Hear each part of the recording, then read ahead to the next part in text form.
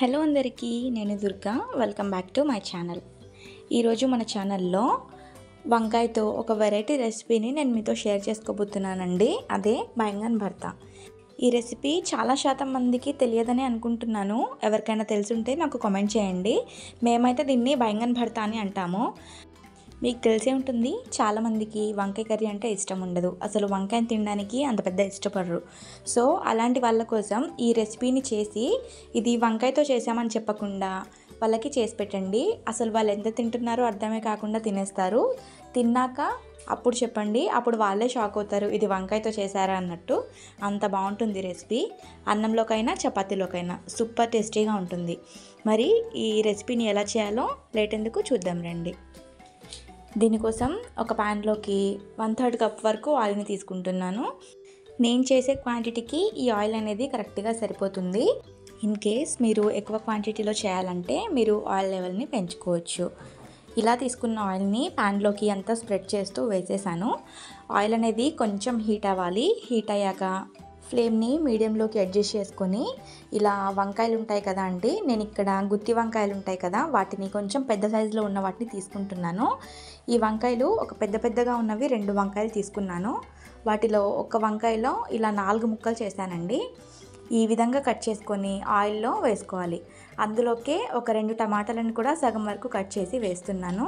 ఇందులోకే ఒక 3 పచ్చిమిరపకాయలను కూడా ఇలా మధ్యలోకి తుంచి యాడ్ చేసుకుంటున్నాను. నెక్స్ట్ ఇందులోకి ఒక పొట్టు తీసిన 10 వెల్లుల్లి రెబ్బల్ని కూడా వేసుకొని మీడియం ఫ్లేమ్లోనే వీటిని కుక్ చేసుకోవాలండి. మనం ఫస్ట్ ఇలా వంకాయలని వేసాం కదా, ఇవి ఒకవైపు ఒక 2 మినిట్స్ వరకు ఫ్రై చేసి మళ్ళీ ఇలా నెక్స్ట్ ఇంకో వైపుకి టర్న్ చేసుకుంటూ ఉండాలి.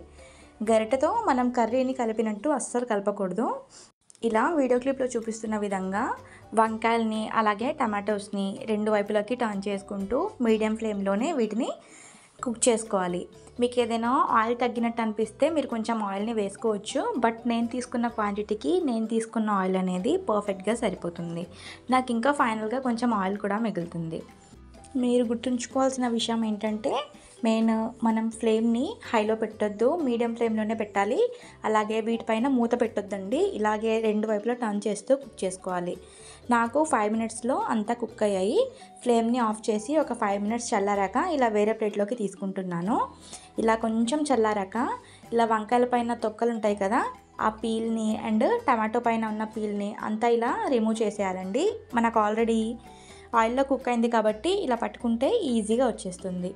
ఇలా మొత్తం అన్ని టమాటాలకు వంకాయలకు అంతా పైన పీల్ తీసేసాక ఇది చేతితో కానీ లేదా ఒక గరిటెతో కానీ, మీ దగ్గర స్మాషర్ ఉంటే దాంతో కానీ నలుపుకోవాలి. ఇలా ఎలా అంటే మనము రోట్లో పచ్చడిని ఎలా అయితే నూరుతామో అలా కచ్చపచ్చగా చేసుకోవాలి.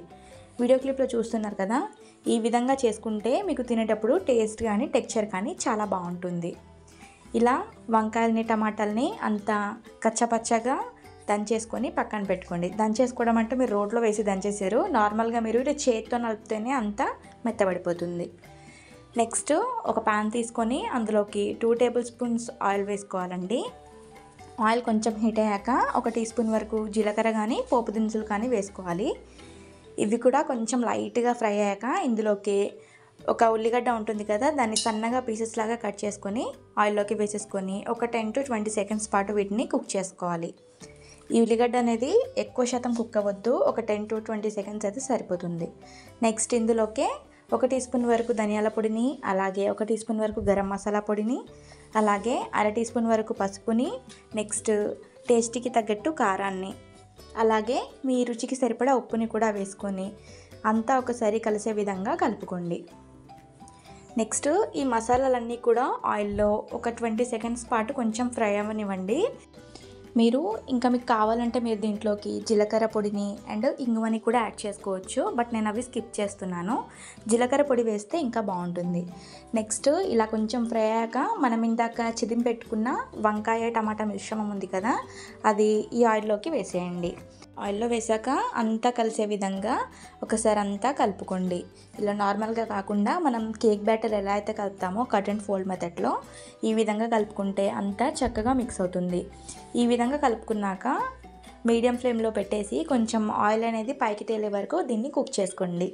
ఫైనల్గా ఒక 2-3 మినిట్స్ తర్వాత ఆయిల్ అనేది అంతా పైకి వచ్చేస్తుంది. లాస్ట్గా దీంట్లోకి సన్నగా కట్ చేసుకున్న కొత్తిమీర ఆకులను వేసుకొని ఒకసారి అంతా కలుపుకొని స్టవ్ ఆఫ్ చేసేయండి.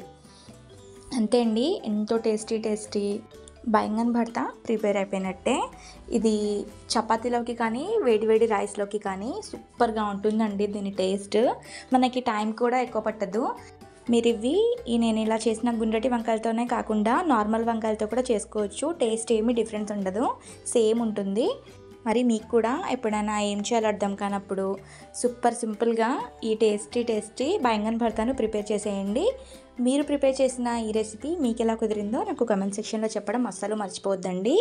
అలాగే వీడియో కనుక నచ్చినట్టయితే లైక్ చేయండి, షేర్ చేయండి. ఇలాంటి మరిన్ని వీడియోస్ కోసం ఛానల్ని సబ్స్క్రైబ్ చేసుకోండి. Thank you for watching.